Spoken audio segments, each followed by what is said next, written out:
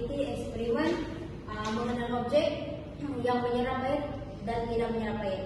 Di sini tunjang utama yang saya ambil adalah tunjang sains dan teknologi. Oke, pengenalan. Dalam aktiviti ini, eksperimen mengenal objek yang menyerap air ini bertujuan untuk membantu anak-anak ini memahami sifat bahan dalam kehidupan seharian. Selain itu, aktiviti ini juga dapat memberikan peluang kepada anak-anak untuk mereka menerangkanlah bagaimana sesetengah objek bertindak balas terhadap air, manakala yang lain tidak. Seterusnya, yang ini adalah rancangan pengajaran harian saya.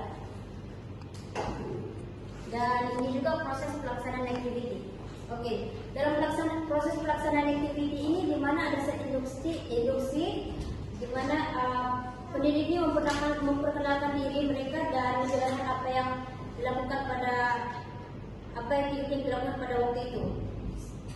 Kedua, imajinasi, di mana pendidik ini bertanyalah soalan untuk merangsang kemahiran mereka, seperti menanyakan mengapa span itu menyerap air. Juga meminta anak-anak ini meramalkan objek tersebut sama ada yang menyerap air atau tidak.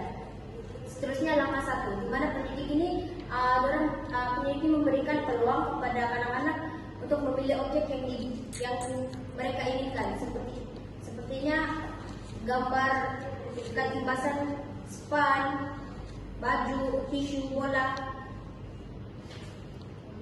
Seterusnya langkah kedua, di mana murid ini melakukan simulasi ataupun eksperimen mengenali pasti yang objek tersebut menyerap atau tidak.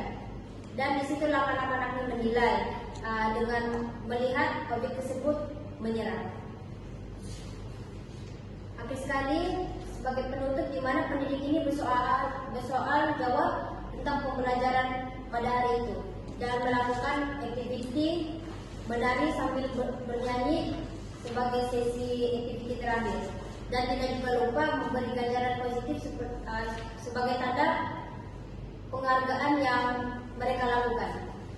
Sebagai bahan konkret pula, di mana saya menyediakan bekas berisi air dan ada objeknya seperti bola, tisu, baju, dan belon. Ini untuk anak-anak ini memahamilah konsep asas pembelajaran. Di sini ada strategi pelaksanaan di mana ada 3, di mana ada arahan yang jelas.